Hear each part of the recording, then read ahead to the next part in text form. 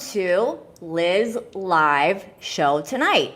Tonight we're talking about, I think, a subject that really hits all of us. And we're talking about toxic relationships. And whenever I put things up online about toxic relationships or relationships in general, this is my warm up.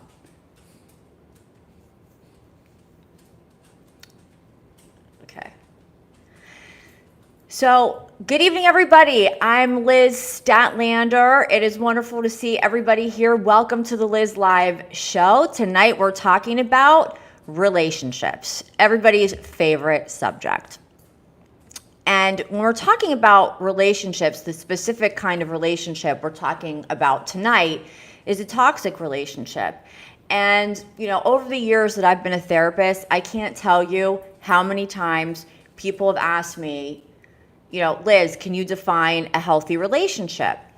And my answer is always not really, because while I can generally give an idea of what a toxic relationship, what a healthy relationship looks like, I can't say exactly and make a list of things because it's really something that is very specific to each person. So what might be considered toxic to you may not be necessarily toxic to another person. And I know that sounds crazy, but people have all different kinds of ways of relating to each other. And so tonight specifically, I'm going to talk about toxic relationships and how do you, first of all, what is a toxic relationship? What does that toxicity look like? And we're going to talk about toxicity, how you would know if you're in a toxic relationship, Corsi, how you would know if you're in a toxic relationship, what you can do to cope with it or to get out of it. And I think what's probably the most important thing is to have an understanding of how you got into a toxic relationship in the first place. Right? A lot of times we're in these relationships and they're miserable and we think, oh my God, how the hell did I get myself into this? So I think all of those things, all of those issues are really important. And finally, we're going to talk about the heart chakra because the heart chakra is one of the most powerful, if not the most powerful energy spot, energy center in the body. And when we're in a toxic relationship, you better believe that heart gets torn apart and blocked and stepped on. And it feels it, doesn't it? It really feels like it. So let's start at the beginning, okay? And if you're just tuning in, I'm Liz Stadtlander. You're watching Liz Live, and thank you all for coming. This is such a really important subject. So what is toxicity? What is it? What does that mean? When we think of toxic, we think of chemicals or poison. Well, we can use that idea and apply it to relationships, right? So what happens if you eat or drink something toxic? You get sick, very sick, or you could even die, right? Depending on how toxic it is. And my friends, yeah, relationships can get that bad. People can wind up dying. Yes, I've heard of it in the most extreme cases with, a murder-suicide on one extreme. And then, on the other extreme, you might just have some heartbreak. But toxic relationships mean just what it sounds like. They're poisonous relationships. They're relationships that are bad for the body. They're bad for the heart. They're bad for the life. And if you've ever been in one, by the time you get out of it, you feel like you've got nothing left. You're in a burnout. So I'm sure all of us have either at one time or another been in a toxic relationship, or we have watched someone we love in a toxic relationship, and we all know it when we see it. But defining it is a little bit more difficult. So when I think of toxic behavior, I think of a relationship where there is consistent and continuous arguing, name-calling, exploitation, emotional exploitation, gaslighting, emotional blackmail, putting each other down instead of lifting each other up, and where usually one person or the other or both will sometimes shrink themselves to fit into this relationship and literally betray your own soul. And I'm not saying this with any kind of judgment, because I've been in toxic relationships. So that's how I am so familiar with them. And I can really, tell you what they're like, and, how to figure it out. But, I don't stand in judgment. I'm just kind of telling you like it is. And so, if you go out with that couple that's always fighting, or you go to a party at someone's house and you walk in and it feels weird, the energy just feels strange because someone's been fighting. Once in a while is one thing. All couples fight, all couples argue. But when we're talking about toxic, again, we're talking about this consistent, continuous pattern that really crosses the lines of common decency. I think that's probably the best way to put it. Typically, toxic relationships, takes two to tango. So even though we might be the better one, the nice one, the empathetic one, we may be in a relationship with a narcissist or someone who has a combination of personality disorders, and that can be male or female. There's no, people tend to think, oh, it's men, and men think it's women, and it's probably 50-50 if I had the ability to actually quantify it. So I would say we're all vulnerable and susceptible to be in these toxic relationships with these toxic patterns and dishonesties, and, more so than the content, more so than what's being said, and more so than what you may be seeing is how you actually feel when you're in these relationships. You tend to feel like you've been poisoned. You feel like you have no energy. You just don't feel good. And most people do develop a lot of physical symptoms who are in toxic relationships. But when it's a consistent and continuous pattern, that's always been in my definition. Even when I was talking about personality disorders years ago all the time, consistent and continuous indecent behavior. And while that may vary from person to person as far as what's decent, we all know what bad energy feels like. And we all know what it feels like to have our feelings being hurt. And we all know what it feels like when we're not being treated the way we want to be treated, right? So, we could all think of examples. We've either been in those relationships. Also, let me mention that not saying anything and giving someone the silent treatment for days on end, which I've worked with couples who do that, is every bit as toxic as a couple that's screaming and fighting all the time. Why? Because silence is domestic violence. When you are living with someone who is your partner, that you are living under the same roof as, and you're sharing a life with, when they ignore you and just don't speak to you and don't respond to your emotional, to your emotions, and you can't have a conversation about the relationship because every time you do, it blows up and it gets flipped on you. These are all examples of toxicity, relationship toxicity.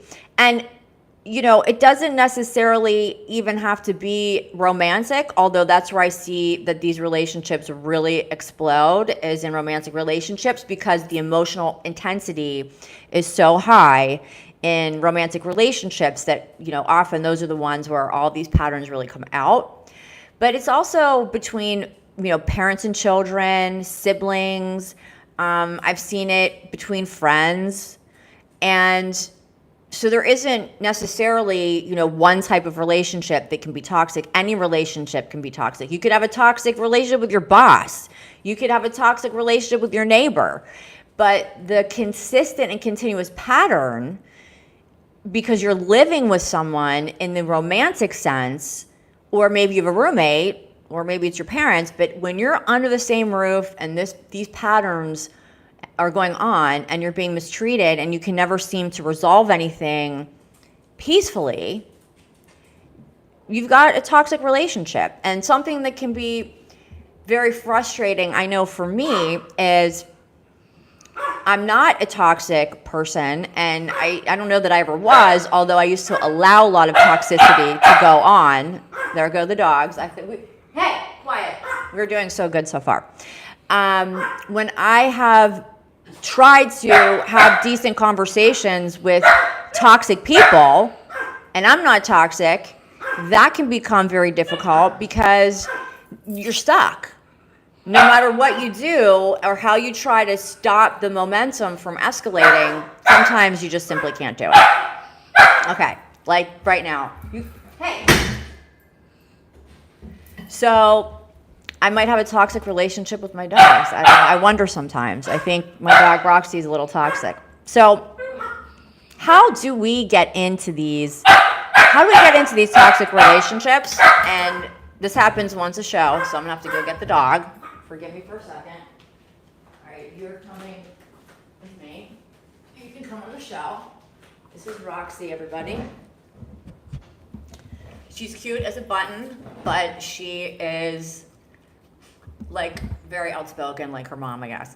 So how do we get into these toxic relationships? And it all goes back to, I would say, two major things, but one more important than the other. So we get into toxic relationships when it's all we know. So if we grew up in a family where we watched our parents fighting, or even watched, one of our parents being abused, or there was a lot of physical violence in the house, or really any kind of abuse at all, be it verbal, be it sexual, be it mental, be it physical, when you're growing up around that, you are absorbing that toxic energy, literally, and toxic emotions into your being. And you're getting a very sad sort of beginning of life because you're growing up in an environment that tells you a lot of things. Maybe it's telling you how men are supposed to treat women, and if it's negative, it's not a very good message for a woman. Or if a man grows up watching his mother berate his father all the time, then again, we're all starting out seeing these very toxic patterns. Of course, we don't know what we're looking at, but if you grew up in one of those households, you can probably identify with what I'm saying. You can probably look back to your childhood and think, well, yeah, I remember, running up in my room and hiding under the covers because my parents were fighting. Or I remember the way I felt when my father's car pulled up the driveway and he was coming home, because it changed the energy of the house because he was an abusive person. Or, a lot of times there's alcohol and substances involved in your parental relationships. And you could have major traumas and financial issues or deaths. And all of these traumatic events tend to create a toxic environment for children. And your parents and their parents, and you could probably trace it back for generations and generations and generations. And it's up to us, conscious people who are listening to this, to be the transformers. I call us the transformers. We're the people that become aware of it, that become conscious of it, and that do something about it. You get help, you go to therapy, and you talk to somebody, and you read books, and you learn about it so that you can stop those patterns and you don't pass them down to children if you have them, or to your other relationships as you grow up as an adult. So I would say the one major thing that, if you're finding yourself in toxic relationships, or you've been in a pattern of toxic relationships, I would bet that somewhere in your upbringing, somewhere in your household, you saw that stage set for you. And that's when you're a child, that's all you know. You don't know anything different. And even if you go to friends' houses and, maybe you see, okay, well, gee, Johnny's parents are, nicer to him than my parents are, or Mrs. Smith is much nicer to her husband than at my house, but it's still, it becomes a part of you, that toxicity. And I believe, and I'll get into this more towards the end of our show tonight, but I believe that negative emotion and that fear and that resonance with that pattern of toxicity has an energetic component to it, and energy's got to go somewhere. right? Because energy never dies. Energy either stays or it transmutes, it changes form, but it doesn't die. So if you have a little child growing up in this, very dysfunctional, toxic environment, watching his parents argue all the time and disrespect each other and yell at each other, or maybe you were bullied or whatever, there's so many scenarios that I could come up with. That energy sits inside your energetic field. It sits inside your organs. It creates patterns in the way that you think in your brain. And by the way, neural pathways is what I'm talking about. And that's really been proven by medical researchers that we absolutely create neural pathways in our brains from repetitive behavior, meaning if we see our parents arguing all the time and responding to each other in a toxic type of way,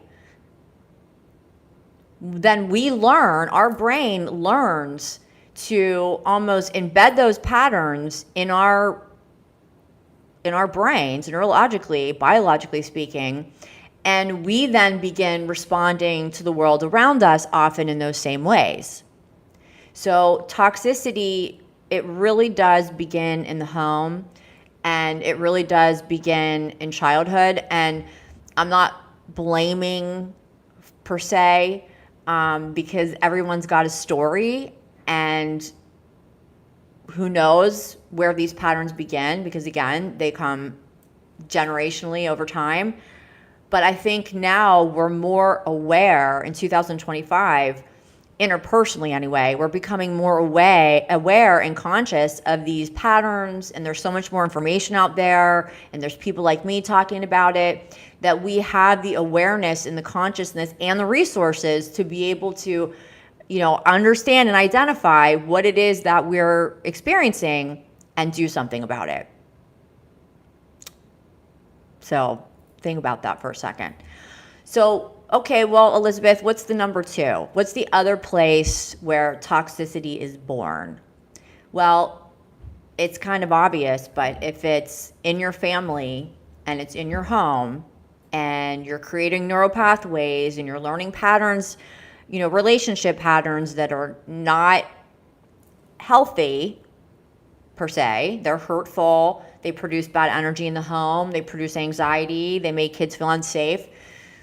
What do you think that's doing to a child's view of themselves and view of the world? Not good.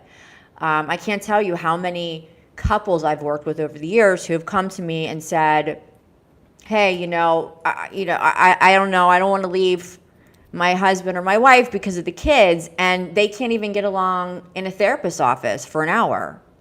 And, my belief is, you do what you want. Everyone has their own path, but if you're asking my opinion, better to be separated and peaceful than having a child grow up in that kind of environment with yelling and screaming and silent treatments and door slamming. That really rattles a young child. And, I've seen it in many different dynamics. I've seen like maybe a bullyish sibling that bullies the brothers and sisters, and the parents ignore it, and that creates that toxic environment.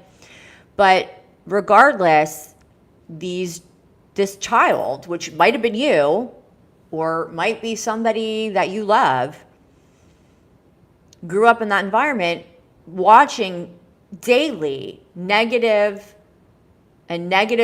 model for how they should be treated in their relationships.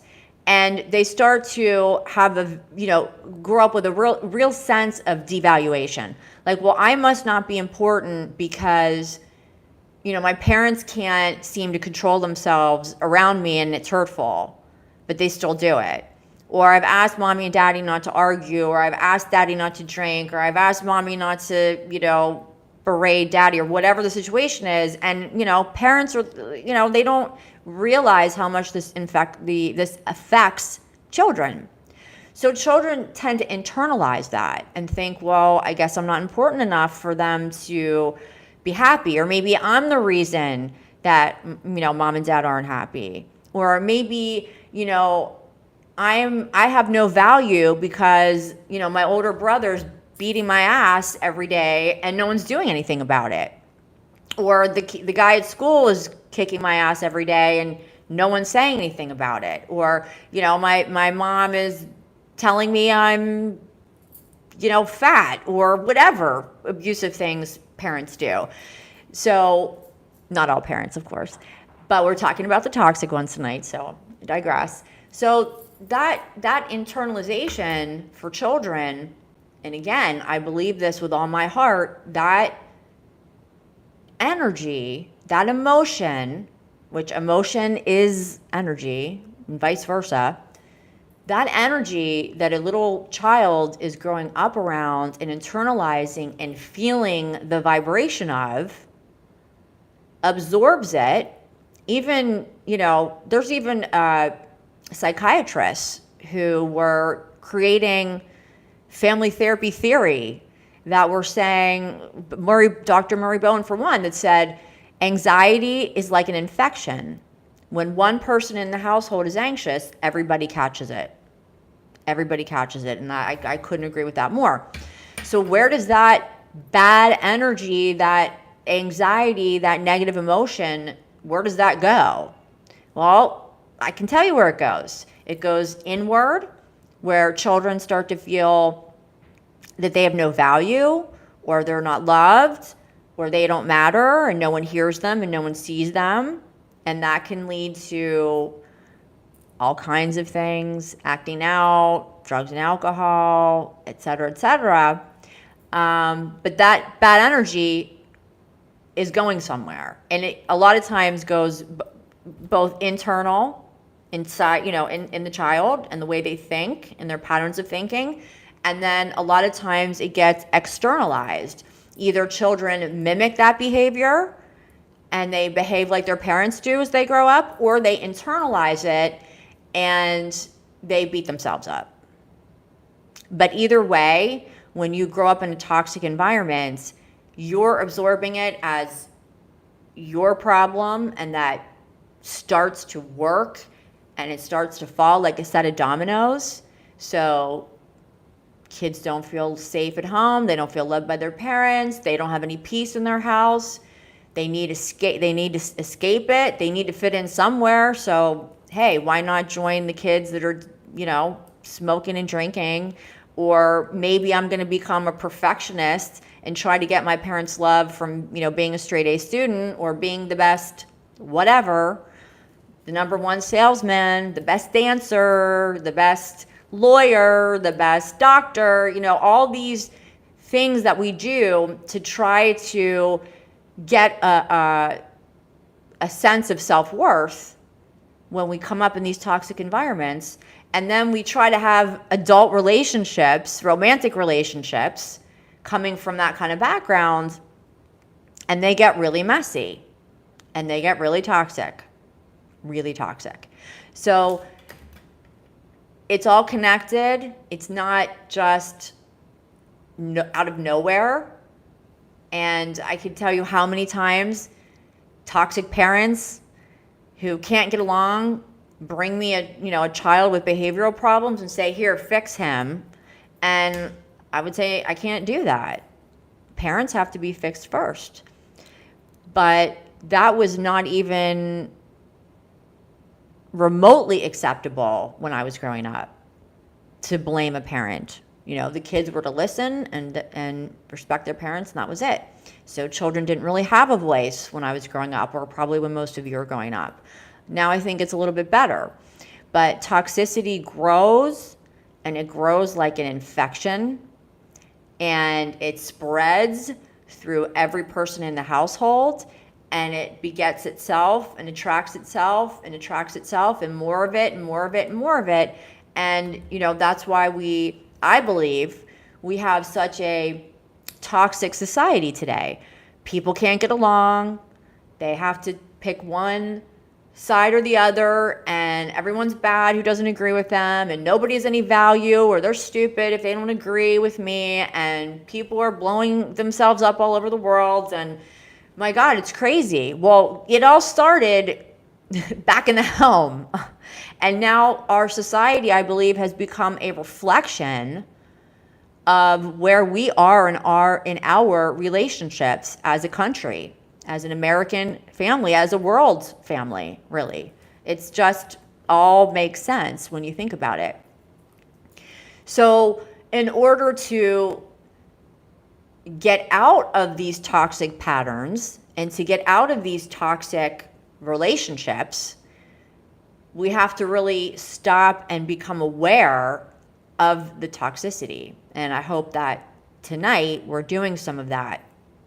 And we're stopping for a moment and we're looking out into the world, and everyone runs around saying, oh my God, the world's so crazy and everyone's going crazy, the world's going to end. And it's like, well, ultimately it's a reflection of us. All things, events, relationships that we're looking at are a reflection of us. So that said, what are we going to do about it? Or what can we do about it? What can we do to get rid of the toxicity? Because it starts with us, one by one by one, and then it affects the whole. So right now, there's not a damn thing that any of us can really do about the state of the world, except look within and start fixing ourselves. Because once we fix ourselves, we fix the world. It's actually simple. So everybody go to therapy. Seriously, it would be helpful. But what can we do? What can we do about a toxic relationship? We find ourselves in a toxic marriage, toxic relationship situation. What do we do? Well, awareness is number one. Number two is we got to stop engaging in it, because a lot of times people who are toxic are not aware that they're toxic. Again, it's all they know. So when you're starting to have that awareness and you're looking at your cell phone with some crazy text coming through, or you're looking at your partner carrying on like a 3-year-old instead of looking you in the eyes and having a heart-to-heart conversation and learning how to agree to disagree, if you're watching yourself in this constant and continuous pattern of dysfunction and toxic behavior, it starts with you. So if this is you that I'm speaking to, and I believe you're all meant to hear this, whoever's here tonight, we're all meant to hear this, myself included, stop feeding into it. And that's a choice. That's a choice. It takes practice. It takes a while to understand that feeding into the toxicity does not make it stop. It makes it grow. So if someone's screaming at you and yelling at you or swearing at you or disrespecting you, if you react to that in kind, you're just blowing up the toxicity. You're engaging in it, and you're increasing it, and you're making it bigger. And we've all done it, and we'll probably all do it again. Sometimes we all lose control a little bit, but in general, we have to become aware that this is not making us feel good. It can be that simple. You know what? I just don't like the way this person's talking to me. I don't like the feeling I'm having. I don't like the energy. I don't like the vibe of this right now. And we cannot play into it. We can just pull ourselves, extract ourselves out of that impending doom and pivot. Right? So if somebody's screaming in your face, don't scream back. Walk away, or set a boundary, or do anything, give them a hug, anything but feed into it. Because when you feed into it, it becomes a cycle, a cyclic pattern. And that's why people stay in abusive relationships for years and years and years and years and years, because they just aren't making the choice to stay in control of their relationships. And I say that with love, because I know it's very hard to do when you're wrapped up in it. When you're wrapped up in it and you think you love this person, or you do love this person, and your whole life is on the line, it does feel really scary to take a stand and not feed into it. So I would say that's where you start. And I think from there, you're kind of buffering yourself a little bit. And I'm not saying ignore the person necessarily, because that probably isn't going to work either. But hey, let's take a break. Let's visit this later. I mean, there's all kinds of things I used to do with couples, but speaking in this format, you don't want to get entangled. And it's almost like if you hear, someone talking badly about somebody else on a very simple level, you can choose to join in, or you can choose to say nothing, or you can choose to stand up for the person, whatever you choose. It's a choice. You don't have to get entangled in all that negativity and all that negative energy, because that's just going to bring more of it onto you. And when you're used to that, you don't even realize you're doing it, right? You don't even realize you're doing it. So at this moment in time, we're all here and we're putting it on the record that we're all together going to be more aware and more, I'm trying to think of the word. Anyway, more hyper vigilant about not getting into entangled messes where there's negativity, negative energy, and negative vibes we all know what they feel like. When someone's tearing somebody apart or ripping on them or saying bad things about them, you don't need to be a part of that. You really don't. And you can just, I'm going to walk away. I don't want to be involved in this conversation. Or, sometimes I'll, if it's someone I know well and I care about, I'm known to defend people. And that usually shuts it down. And the other thing that works like a charm is to say something positive. So if I have a client that's going on and on and on, woe is me and blah, blah, blah, and how awful everything is, and they're being really negative, I'm not going to feed into it. Of course, I'm going to I acknowledge people's feelings. Of course, that's part of what I do. But I don't want to feed it either. So I might say, okay, this sounds really negative. I think that the world is beautiful, and I think you do have choices in it. And I think you can do what you want to do. But we have to kind of peel back the layers in order to really know thyself and to understand our triggers and to become aware of our interaction with other people in order to really make big changes.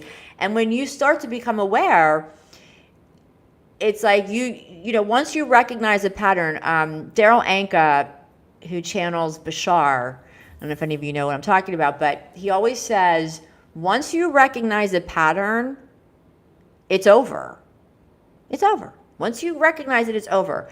And if you continue in that pattern, once you recognize it, that's a choice. And as hard and rough as that kind of is to embody and believe, I agree. And when I started following that wisdom, God did my life shift for the better. So the toxic environment, the toxic relationship either makes a toxic person, or it makes a toxic view of oneself, a very toxic view. You start talking to yourself and believing negative things about yourself as though someone was telling it to you. So I think when you're finding yourself in these situations, becoming aware of it and not feeding into it are two very productive things that you can do. And then I would really start taking some time to yourself and do some soul searching and try to figure out why it is that you would rather put up with that, live like that, deal like that, than set yourself free and remove yourself from it.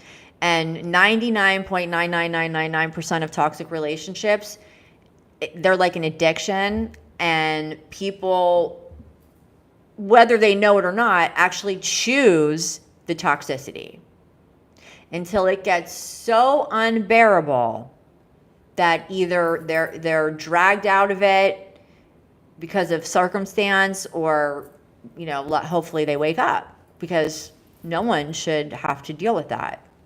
And when you look at the world and all the stuff that's going on right now, it's so crazy. You have to stop and look within and say, is that not a reflection of the way we treat each other? And I believe in many ways it is. Ultimately, a truly toxic couple can go to all the couples therapy they want. And, change does happen. I mean, I've seen it happen. I've helped it happen. I've seen it happen. It's possible. But more than likely, if the really toxic person, I mean, you might be the feeder inner, you're feeding into the toxicity, which kind of makes you a little toxic too. Once you see that, it does become a choice, and you can do lots of therapy, but two people have to be in the same awareness and both really dislike it in order to overcome it. And yeah, it's possible. One-on-one therapy a lot of times can be more effective, not necessarily for the couple, but it can be effective in really helping a person shift and change. So having done family therapy, couples therapy, individual, it's all fun to me. It's interesting work, but one-on-one therapy at the end of the day is the most, probably the most effective, ultimately. So think about, if you're in a toxic relationship, think about the last argument you had with this toxic person, and take some responsibility, not judgment, but some responsibility, and say, okay, am I feeding into this? Did I feed into this? If I do, I don't want to do that anymore. So have a plan. The next time this happens, this is how I'm going to react, and this is what I'm going to do. And I know that I don't like the way I feel in toxic situations, so I'm going to just remove myself from them, and I'm just not going to play into it. And I mean, I'm saying like it's 1, 2, 3. I mean, I think you need to come see me and work through it to really get it. But tonight, I'm just, in the time we have, I'm just throwing out general ideas. Yeah. So I want to at least say that if you are watching toxicity in front of you, which, I have within my family, within my own life, it's really awful. And it's heartbreaking when you watch someone you love, like a sibling or a best friend, live like that. It is heartbreaking, but you're probably not going to be able individually to change that situation. And those people have their own path to walk as well, as do you. So I think that the best, most loving, and most effective way to make changes and to get out of toxicity is to start with you and get in touch with how you really feel about yourself. Because when you really start to love yourself, and that's a whole nother show, and that's a whole nother reason to come in and get a little help. When you really truly fall in love with yourself, you wouldn't put up with that shit for a minute. And when you've been in it for years and years and years, I've worked with men and women who have been in toxic marriages for 25, 30 years. It takes a while to get them out of that pattern, because their brain just really has pathways that are lighting up and responding, and it's become so normal that they don't even realize it. So I'm saying it like it's really easy. It's not easy, but it's possible. And, I'm not going to go too down that rabbit hole tonight, but maybe next week when we're talking about learning to love yourself, which I'm really working with heavily with all of my clients right now, because when Nobody teaches us to love ourselves. In fact, quite the opposite. When we're growing up, what's pointed out to us usually what we're doing wrong.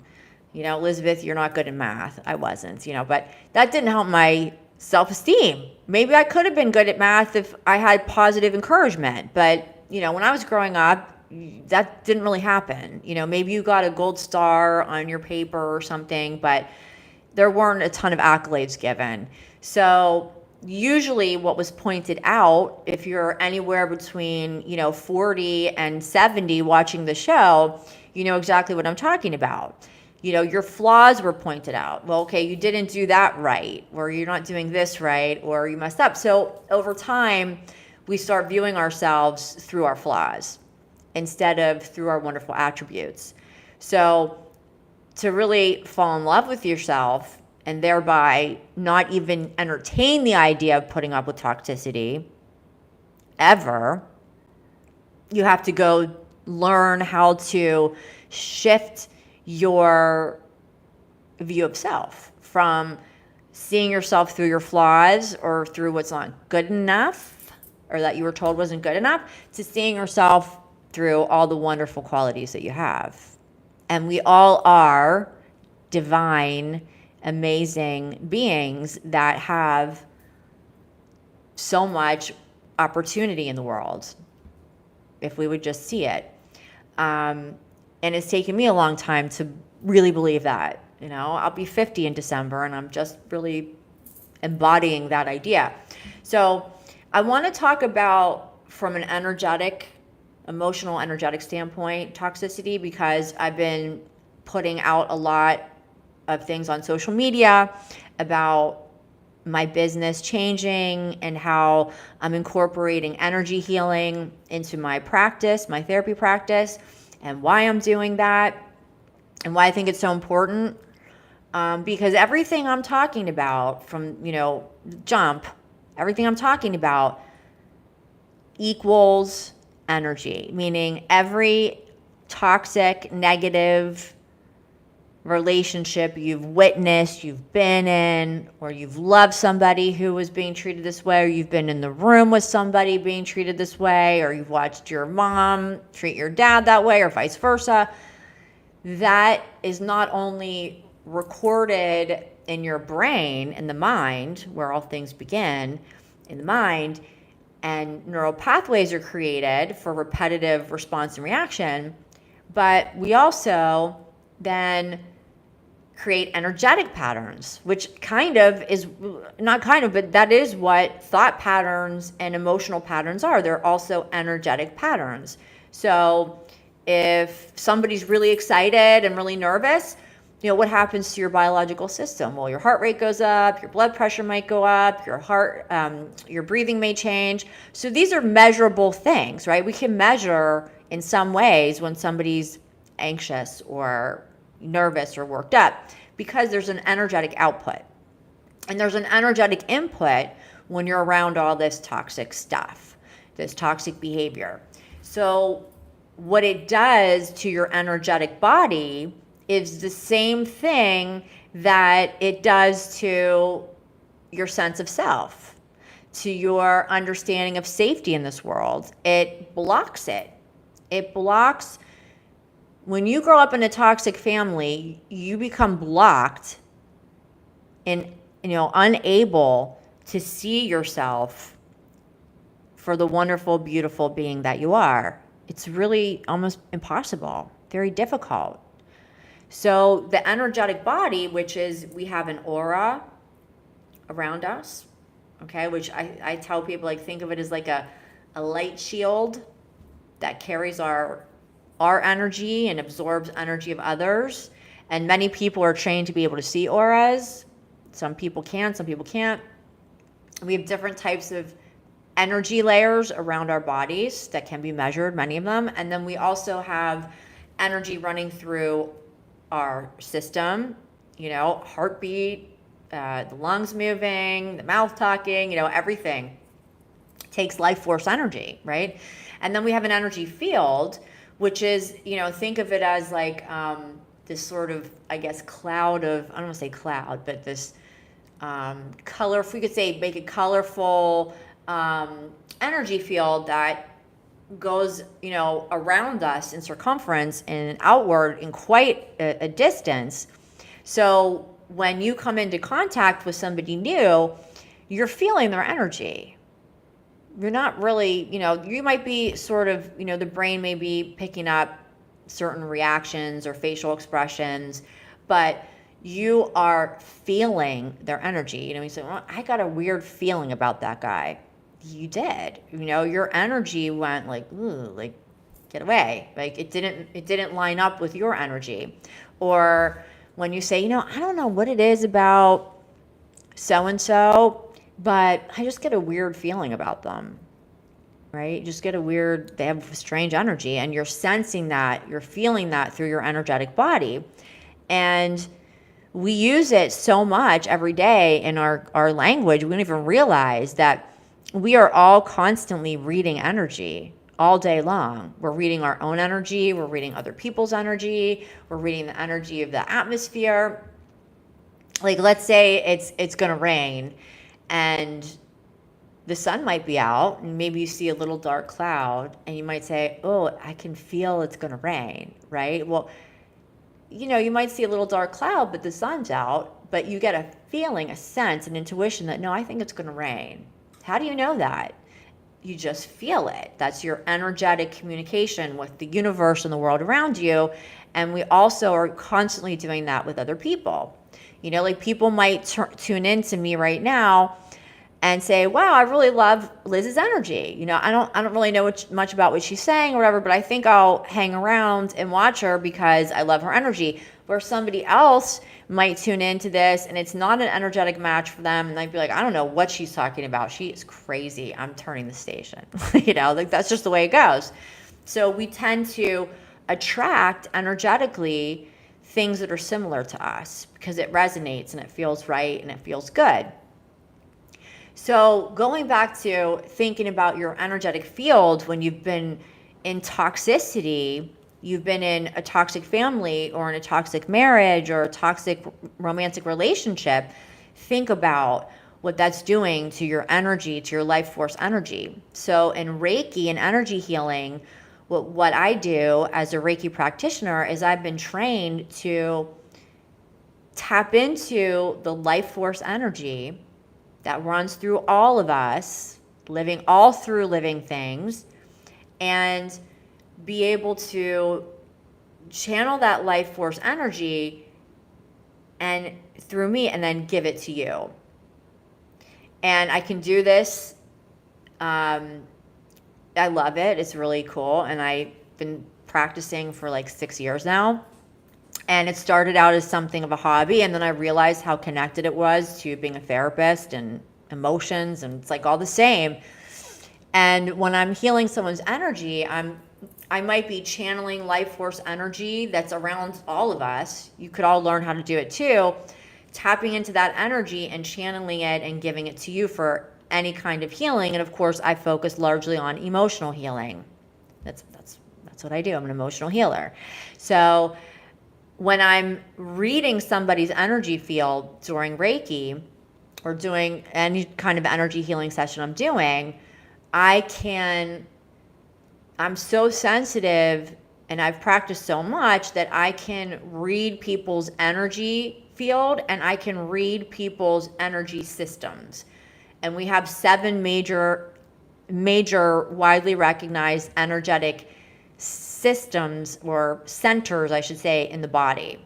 1, 2, 3, heart is 4, solar plexus 5, sacral 7, and root is 6. I missed something. Anyway, there's 7 of them if I miss something. I'm trying to go through it quickly so I don't bore anybody. But there's 7 major energy centers in the body.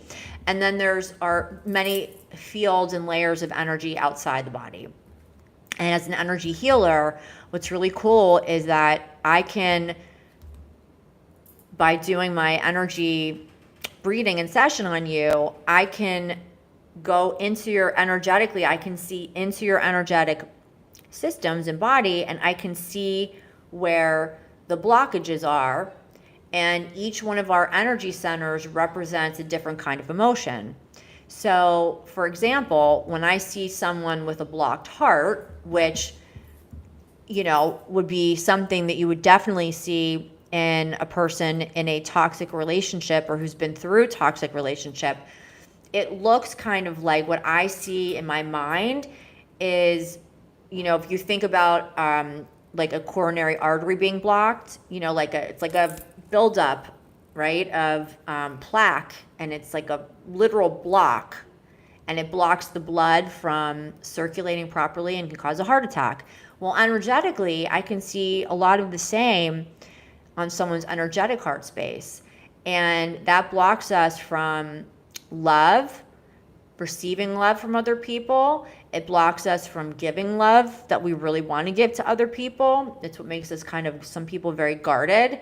And we think we're protecting ourselves, but we're really rejecting love. We don't realize it, but we don't think we're worthy of it, or we've been so betrayed. We don't believe that we can ever get it again, or we blame ourselves for things we did when we were 20 years old, and we just block up the heart. So when I go in to do an energy reading, I can see those things in my mind, and I can also see blocks in all the other centers. Another center that I see blocked a lot on people is the throat chakra, which is our communication center. So when people are holding back what they really want to say, to maybe set a boundary or stand up for themselves, or to just tell someone off who's hurt them, or holding back tears, especially imagine when you're in a toxic environment, how awful that feels on your communication center. So I can see blockages on the throat chakra that look like, it almost looks like tar, or like black dust is what I can see in people's energy centers. And then people's energy centers will stop moving, and they're supposed to be circulating clockwise all the time when they're healthy and they're open. So by developing these gifts, after studying this for so many years, I've become very intuitive, and I can sense people's blockages in their energy centers and so on and so forth. And nobody's energy field looks as bad as someone who's either in or been in toxic relationships. It's like every single part of their energy center is blocked. And they tend to absorb toxic energy because it's what they're used to. So they also kind of suck up like a vacuum, or almost like a dust, negative energy from other people's negative energy. And so in an energy healing, or when I say clearing your energy field or clearing your chakras, energetically, literally clearing out these blocks in your energy centers that all correspond to a vital organ and to something important in our emotional system. And I'm also clearing the outer energetic field and the aura, which could not only block good things from coming to you, but could also, push good things away, because it's not a match. So when, people ask me, I don't really get this energy healing Reiki stuff. I mean, that's the essence of it. And, imagine if we're thinking about the word toxic when we started, like a poison. It is energetic. Toxicity in relationships is literally, it's energetic, emotional poison to your body. And yes, it absolutely goes beyond the energetic system and affects us physically, biologically, and that's proven fact. Anxiety and depression and overthinking are like through the roof from what we see from the latest statistics in mental health. And we're also seeing a lot of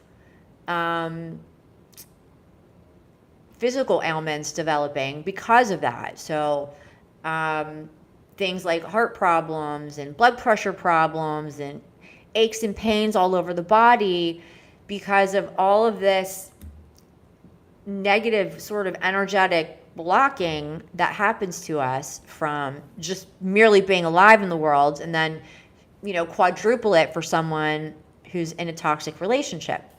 So if you're in a toxic relationship right now, or you've been in a toxic relationship recently, or haven't had a successful relationship since you had a toxic relationship, or feel very afraid of getting involved in close relationships of any kind because of being hurt and betrayed by toxic people, you're the perfect and the best thing you could do for yourself, honestly, even more so than therapy, to start would to get an energetic cleansing and clearing and reset. Because if you go to therapy, such a mess like that, sometimes you're not going to want to open up to me. So what I find is when I do a little bit of Reiki for people in a session, they feel so much more relaxed. They're not anxious. They're focusing better, and we're able to have an amazing, beautiful, deep, and meaningful conversation that really brings about change. And I get the most amazing feedback from my clients that I even can't believe. Like, I can't believe that I helped you that much. It's like magic. So anyone listening, I can't beg you, but I can't tell you how badly I would just love to clear your energy for you, because I know how it would change so many things for you. And if you are in a toxic relationship and I was able to give you an energetic healing, you're not going to want to stay in that environment, because you're going to get to feel what it really feels like to feel like you. Because all of these toxic relationships and toxic people and toxic patterns and toxic blockages in our emotional systems and our energetic systems, they really they weigh us down, and they disconnect us in such a profound way from who we really are and what our joyful birthright really is. We can't even, that probably sounds like craziness if I say a joyful birthright, because you tend to think, oh, I'm here to struggle and I guess my life's always going to suck, and no, it isn't. So there is hope, and there are ways of starting to change your situation. So that said, what a great show. I hope you guys enjoyed it. It was really great to talk about this subject. And I really hope that, no, I don't hope, I'm asking you to please share this video with someone who you think could really use it, even if it's not you. This could be very awakening and very eye-opening for people who are in toxic situations. So please remember to like this video. It's really important for me to be able to continue doing this and doing more of it. Please make sure you subscribe to this channel. You just click a red button that says subscribe, and that helps put us further out in the algorithm so we can help more people. And knowing that you'll be a part of that is even more exciting. And please follow me on social media. I'm on, all my links are right on my YouTube page. So you can click right through to Instagram and follow me and like it or whatever. You can do the same thing on Facebook. And it really does make a difference. And it's a way that you can feel like you're also contributing and helping to people who really need it right now, who may be blinded by the toxicity. And something like this might actually wake them up and remind them that there is hope and there is someone out there who's eager to help. So I hope you will do all those things for me, please, pretty please.